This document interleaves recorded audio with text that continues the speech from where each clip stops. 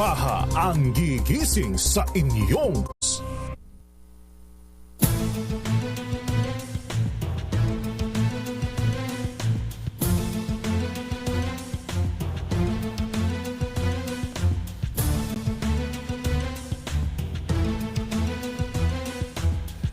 Narito ang pinakahuling balita hanggang sa mga oras na ito.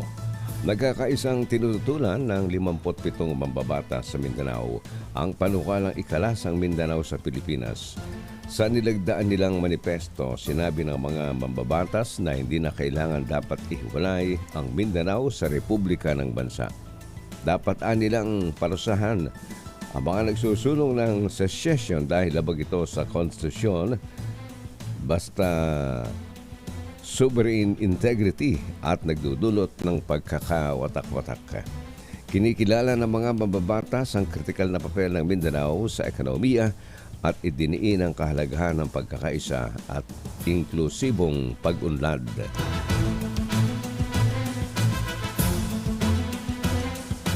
Samantala, hahabulin ng Department of Justice sa mga nasa likod ng cyanide fishing sa Scarborough Shoal. Ayon kay DOJ Secretary Boying Remulla, tutulong sila sa pangangalap na ebidensya at paghahanda ng kaso laban sa mga sumisira sa bahura.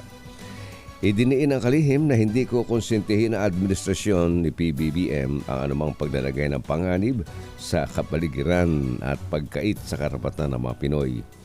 Setyembre 2023, sinabi rin ng DOJ na maghahabla ang gobyerno ng environmental case laban sa China dahil sa coral harvesting sa West Philippine Sea.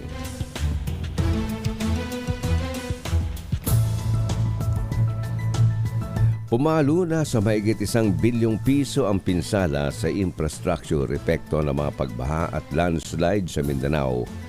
Ayon sa National Disaster Risk Reduction and Management Council, nasa mahigit 1 milyon na damage sa infrastruktura sa Davao at Caraga, habang 558.254 naman ang pinsara sa agrikultura.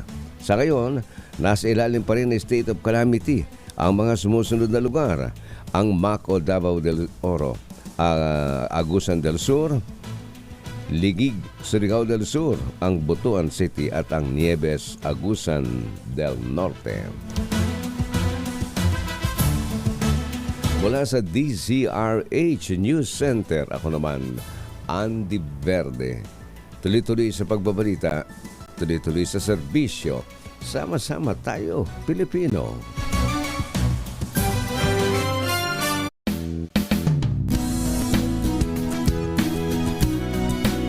Ganap ng alauna. RH Rapido Hataw Balita.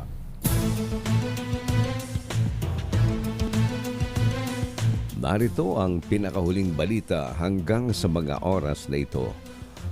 Bantay sarado ang kampo ni Pastor Apollo Kibuloy sa Manila at sa Davao, lalo na sa gabi. Ito ang sinabi ni kampo ni Kibuloy kung saan under surveillance umano sila ng drone sa mga compound ng pinuno ng Kingdom of Jesus Christ at may paton din umano ito sa ulo na 2 milyong dolyar.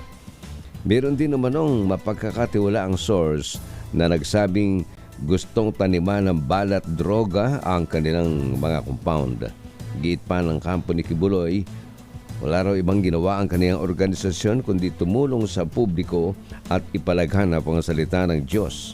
Matatanda ang pinasubpina ng Senado at Kamara si Kibuloy dahil umano sa mga kasong human trafficking at sexual abuse.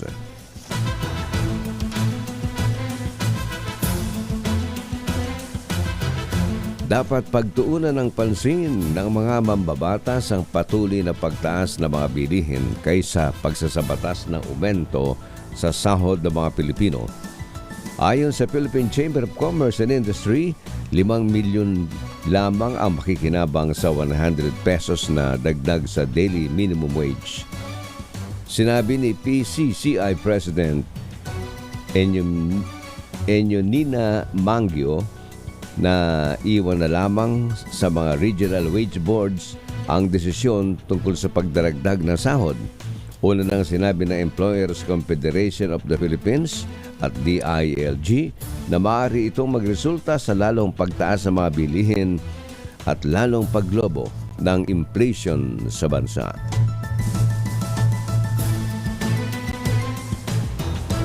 Hinimok naman ng Civil Service Commission ang mga empleyado ng ilang ahensya ng gobyerno na i-adapt ang flexible work arrangement upang makabawas sa traffic sa Metro Manila. Ayon sa Civil Service Commission, ito bilang pagtugon sa inisyatibo ng MMDA na pagaanin ang sitwasyon ng traffic sa NCR.